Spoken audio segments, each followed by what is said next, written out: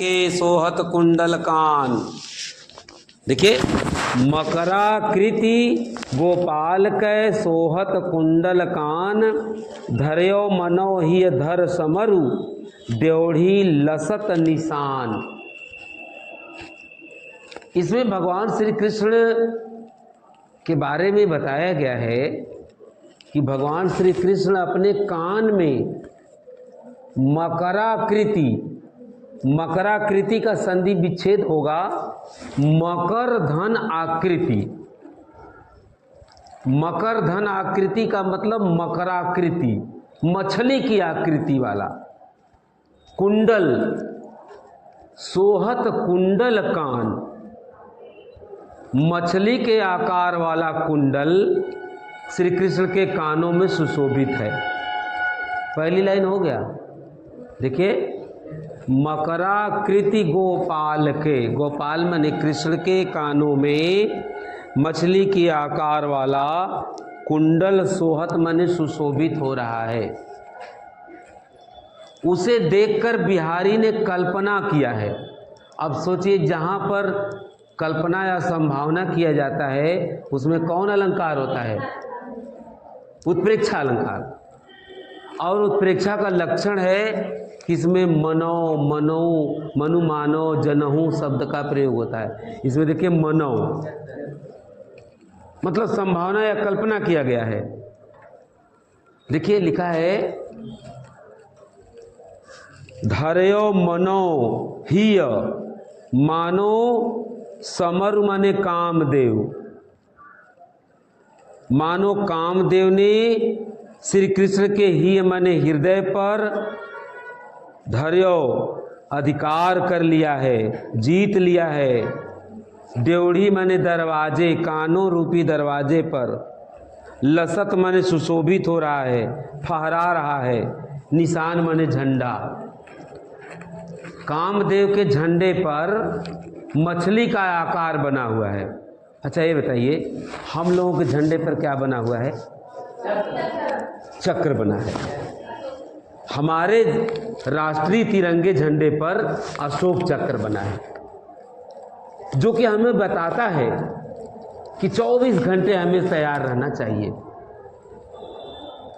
हमेशा तैयार रहना चाहिए, होशियार रहना चाहिए। और कामदेव के झंडे पर क्या बना है? मछली का आकार। एक बात और सुन लें, जब हम किसी दुश्मन पर विजय प्राप्त करते हैं तो दुश्मन का झंडा हटा के अपना झंडा गाड़ देते हैं। समझ रहे हैं कि नहीं? उसी तरह कृष्ण के हृदय पर कामदेव ने अधिकार कर लिया, जीत लिया। और ड्योढ़ी माने दरवाजे पर अपने मछली की आकार वाला झंडा को फहरा दिया। अब दोनों लाइन का अर्थ सुनेंगे। श्री कृष्ण अपने कानों में मछली की आकार वाला कुंडल पहनते हैं। उनके कानों में मछली की आकृति वाला जो कुंडल है वो सुशोभित हो रहा है। उसे देखकर ऐसा लगता है मानो कामदेव ने श्री कृष्ण के हृदय को जीत लिया है, श्री कृष्ण के हृदय पर अधिकार कर लिया है और उनके कानों रूपी ड्योढ़ी पर मछली की आकार वाला झंडा फहरा रहा है, लसत फहरा रहा है, सुशोभित हो रहा है। बात समझ में आ गई? अगला दोहा देखें। बतरस लालच, बतरस लालच लाल की मुरली धरी लुकाई, सौह करें भौहन हंसें दैन कहें नट जाई। तम श्रृंगार रस है। गोपियों का मन होता है कि कृष्ण से बात करें, तो कृष्ण अपना बांसुरी बजा रहे थे, तो गोपियां सोचती हैं अब क्या किया जाए, तो सोचती है चलो इसकी बांसुरी को चुराया जाए। गोपियां श्री कृष्ण के बांसुरी को छिपा कर कहीं रख देती हैं। फिर कृष्ण खोजते हैं। कृष्ण जब मांगते हैं तो वो सब कसम खाती है। सौह मैंने कसम, कसम वो सब खाती हैं, लेकिन चूंकि वो रखी थी इसलिए उनकी भौहें की हंसी कृष्ण समझ गए और मांगते हैं, लेकिन वो सब मना कर देती हैं। इसको क्रम से देखेंगे। बतरस लालच का मतलब बात करने की लालच, बस बात करने का लालच हुआ। गोपियों का कृष्ण से बात करने का मन हुआ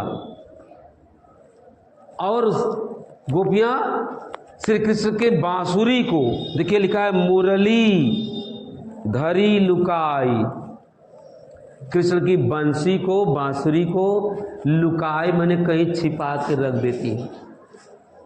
पहली लाइन को आप सुन लीजिए।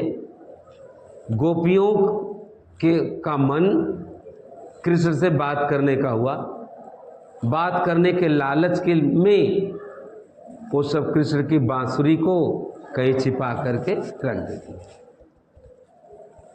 सौह करें भौहन हंसें, जब कृष्ण मांगते हैं तो सौह मने कसम खाती हैं, लेकिन उनकी भौहें, आंखों की जो भौहें थी वो हंस रही थी, मुस्कुरा रही थी, और कृष्ण उस भौहों की हंसी को पढ़ जाते हैं, समझ जाते हैं और दैन कहें मैंने देने के लिए कहते हैं। नटी जाए मैंने नकार देती हैं, मना कर देती हैं। जब वो मांगते हैं तो गोपियां मना कर देती हैं। तो दोनों लाइन को एक साथ सुन लें, अच्छे से सुन लें कि गोपियों का मन कृष्ण से बात करने का हुआ, बात करने के लालच बस गोपियां कृष्ण की बांसुरी को कहीं छिपा करके रख देती हैं। जब कृष्ण मांगते हैं तो सौगंध कसम खाती हैं, लेकिन उनके आंखों की भौहें हंसती हैं। कृष्ण उनके भौहों की हंसी को पढ़ जाते हैं और उनसे मांगते हैं तो साफ मना कर देती हैं, साफ नकार देती हैं। तो इस तरह से ये पूरी तरह से श्रृंगार रस में मुक्तक से